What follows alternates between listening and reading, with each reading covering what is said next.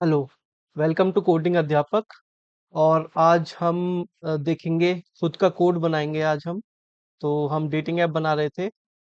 Solution explorer पर जाइए। API में हम एक फोल्डर ऐड करेंगे। राइट क्लिक करिए, न्यू फोल्डर। हम इसको नाम देंगे एंटिटीज, बिकॉज ये एक एंटिटी को रिप्रेजेंट करता है।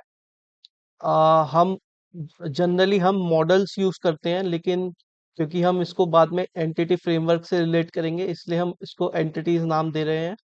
तो इसमें आप यहाँ पर इस आइकन पे कर क्रिएट करके भी न्यू फाइल बना सकते हैं, या राइट क्लिक करके भी न्यू फाइल बना सकते हैं। तो इसमें हम एक न्यू क्लास ऐड करेंगे, जो कि होगी अ, जिसको हम नाम देंगे ऐप यूजर। तो ये हमारी क्लास होगी। तो ये हमारी क्लास यहाँ पे बन चुकी है। तो इस पे क्लिक करेंगे, तो ये देखिए यहाँ पर बॉयलर प्लेट कोड एडिटर ने पहले से ही दे दिया है। तो ये इसको बॉयलर प्लेट कोड बोलते हैं। और हम यहाँ पर एक्चुअली एपीआई पे क्लिक करेंगे अगर हम, तो ये देखिए एक फाइल खुल के आई है हमारे पास, api.cs proj। तो इसमें आप देखिए हम कौन सा फ्रेमवर्क यूज कर रहे हैं, 10 फ्रेमवर्क यूज कर रहे हैं, .NET 10। और यहाँ पर नलेबल एनेबल है, और यहाँ पे इम्प्लिसिट यूजिंग्स अनेबल है। तो मैं आपको बताऊंगा कि इम्प्लिसिट यूजिंग्स यहाँ पे क्या काम कर रहा है। App user dot C S में जाएंगे। App user dot C S में ये देखिए यूजिंग सिस्टम का जो कलर है थोड़ा, वो फेड हो रखा है। इसका मतलब ये है कि अगर हम इसको रिमूव भी कर दें तो भी हमें कोई फर्क नहीं पड़ेगा, क्योंकि यूजिंग्स हमारी इम्प्लिसिटली यूज हो रही है पीछे बैकग्राउंड में।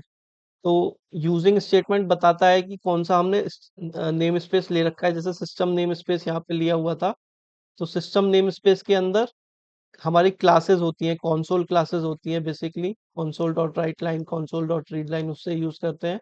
और यहाँ पर हमारा ये जो क्योंकि इम्प्लिसिट यूजिंग्स हमारा यहाँ पे एनेबल है, इसलिए इम्प्लिसिटली हमारा यूजिंग स्टेटमेंट यहाँ पे यूज हो रहा है। तो हम इसको डिलीट करेंगे तो उसको कोई फर्क नहीं पड़ेगा।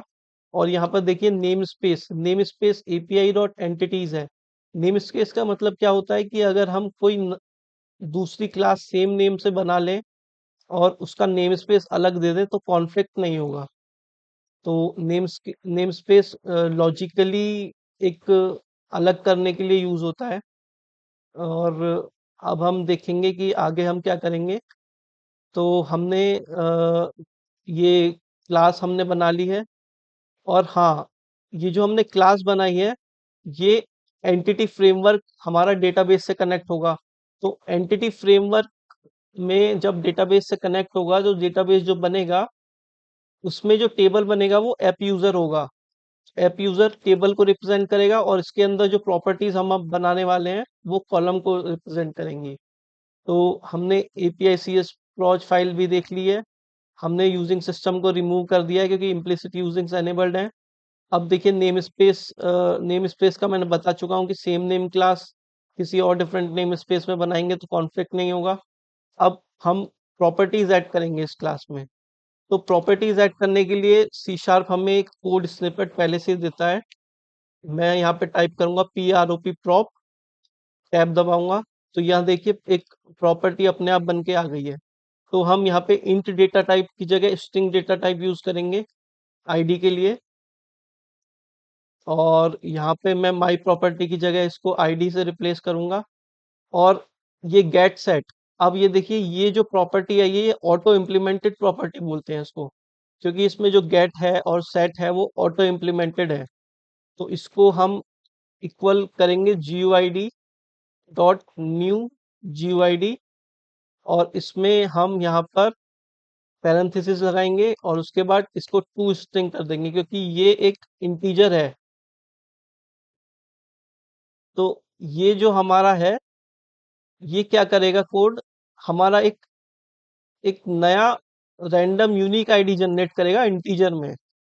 तो क्योंकि एक नया रैंडम यूनिक आईडी जनरेट कर रहा है यूनिकली आइडेंटिफाई करने के लिए, तो ये हमारा इंटीजर होगा, और इसलिए हमें इसको बाद में स्ट्रिंग में कन्वर्ट करना है। तो ये हमारी पहली प्रॉपर्टी हुई। अब इसके बाद आप देख सकते हो पब्लिक। पब्लिक एक एक्सेस मॉडिफायर है। इसको हम प्राइवेट भी कर सकते हैं।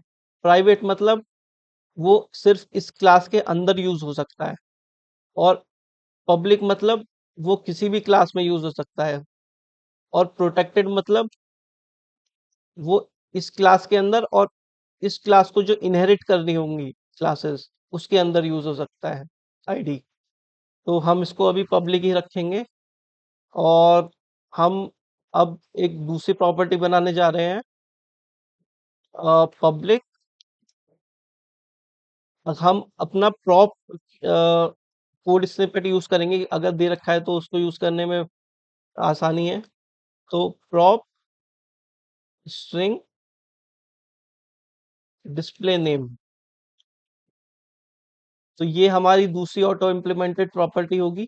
और अब देखिए यहाँ पे हम अपनी तीसरी ऑटो इम्प्लीमेंटेड प्रॉपर्टी बनाएंगे प्रॉप को यूज करके, कोड स्निपेट को यूज करके।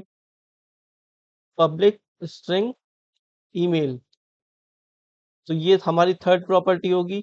तो ये यूजर होगा, उसकी आईडी होगी, उसका नेम होगा और उसकी ईमेल आईडी होगी हमारे पास।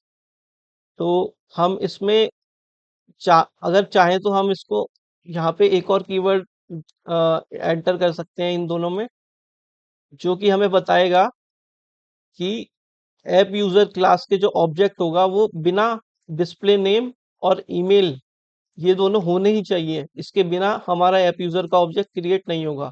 तो रिक्वायर्ड कीवर्ड कीवर्ड हमें ये बताता है।